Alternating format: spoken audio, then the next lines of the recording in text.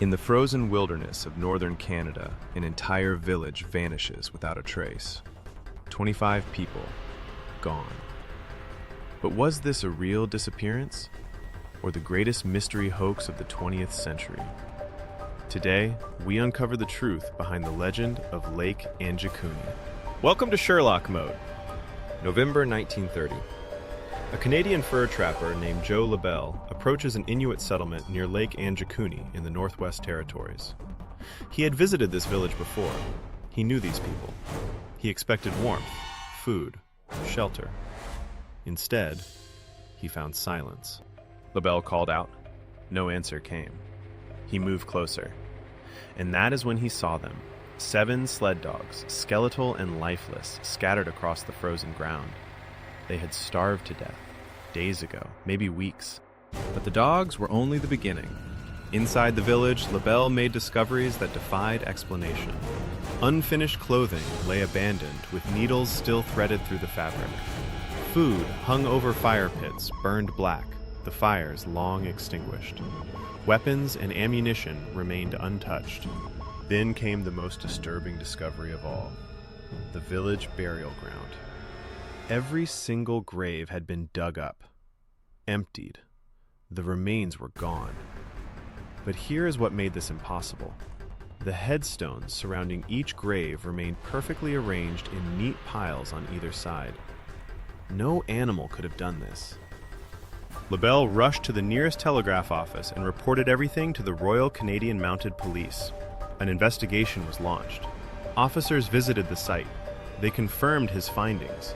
An entire community, 25 men, women, and children, had vanished. No footprints, no signs of struggle, no explanation.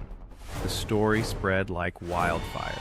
Newspapers across North America reported the impossible. UFO sightings, alien abductions, mass paranormal phenomena. The public was captivated. The mystery deepened when the RCMP suddenly changed their story.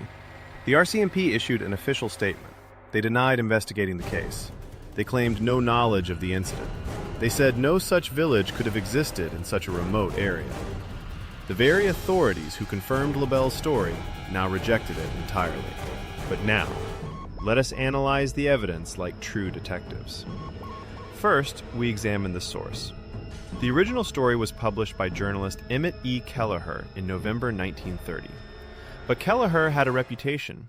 He was known for colorful stories, embellished tales, fabrications. Second clue. Kelleher used a photograph to accompany his story. Decades later, investigators discovered something shocking. The photograph was dated 1909, 21 years before the supposed disappearance.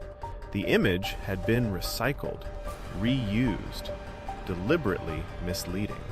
Third, the timeline itself contains contradictions.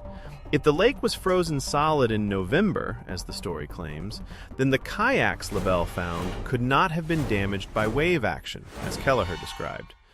Yet, if the lake was not frozen, where did the ice come from? The meteorology does not match the narrative. Fourth, the numbers changed with each retelling. First, Kelleher reported 25 missing people. Later versions inflated the number. Details grew more dramatic. The population of the village expanded. The disappearance became more elaborate. Classic signs of a fabrication evolving over time. Fifth, the RCMP investigation revealed a crucial fact. No official records exist. No documentation, no official statements from authorities, no photographs from their investigation. In an era of meticulous record-keeping, this massive case vanished from bureaucratic history entirely. The verdict is clear. The mystery of Lake Anjikuni was not a mystery at all. It was an urban legend, born from the imagination of an embellisher, amplified by public fascination, perpetuated by those who believed they wanted to believe. The truth?